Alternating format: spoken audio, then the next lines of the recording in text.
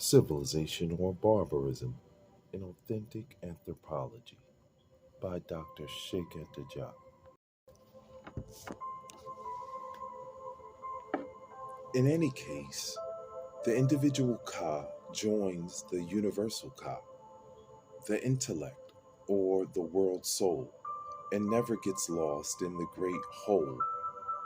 Thus, the Egyptian philosophical cosmogony invented the immortality of the soul during the ancient empire, 2600 BCE, and even earlier, as witnessed by the pyramid texts. More than 1,000 years before the first revealed religion. According to popular Egyptian belief, every individual soul was linked to a star in heaven, which fell from the sky when the individual died. Plato, without citing them, uses in the Tiamas and in his other dialogues all these Egyptian ideas to different degrees, archetypes, or the reality of ideas or essences. The world soul, immortality of the world soul and of the individual soul, composition of the world and the individual soul, theory of the four elements earth, fire, air, water, mathematical essence of the world conceived as a pure number,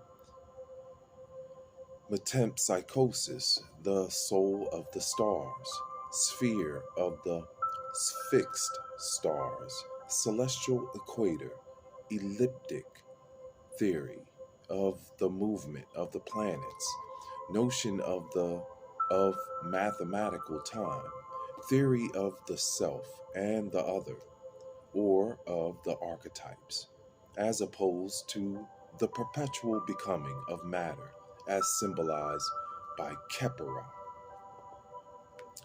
It is because he does not name his obvious Egyptian sources that his philosophical system seems to be suspended in air, even and especially to his modern exegetes. Even though Proclus of Lycia affirms that Plato was inspired by Lucrez's work entitled Of the Soul of the World and Nature in order to write the Tiamas.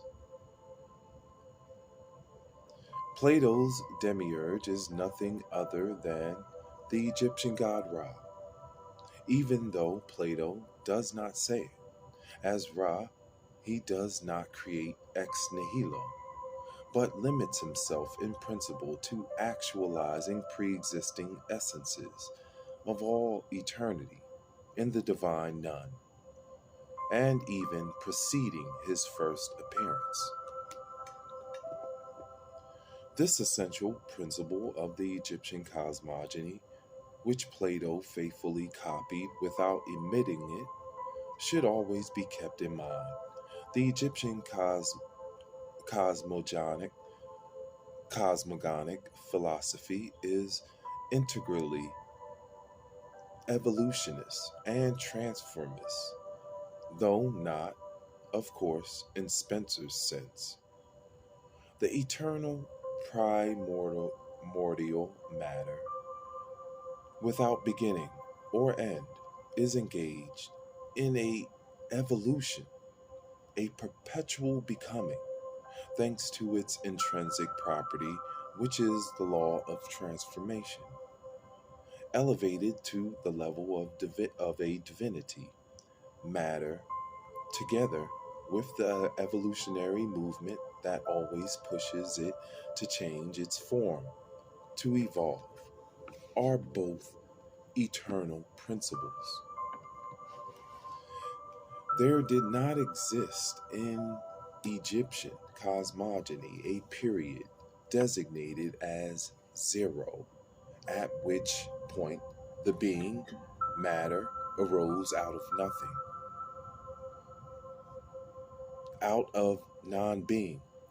Being, in Heidegger's and Jean Paul Sartre's sense, is eternal.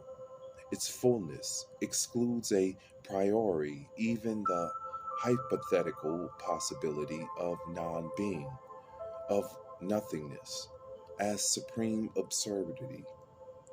Nothingness, non being, in the Egyptian philosophical cosmogony, is equivalent to concrete matter in disorder. In the chaotic state of the nun, of the primordial abyss, but this none contained in it, in the form of a desire toward order and beauty. So many notions allegedly Platonic, a force capable of assuring its evolution in the same sense used by the Marxists, Lenin, when they say that the movement is an intrinsic property of matter. We will also see that Aristotle's final cause, responsible for the physical universe's movement, corresponds to matter's intrinsic property symbolized by the divinity Khepera in the Egyptian cosmogony, who only actualizes forms, meaning the essences of the being in both the Aristotelian and Platonic sense. We'll pause right here. Continue back the reading of Civilization or Barbarism. I'm Uriel Riley. Highest heart.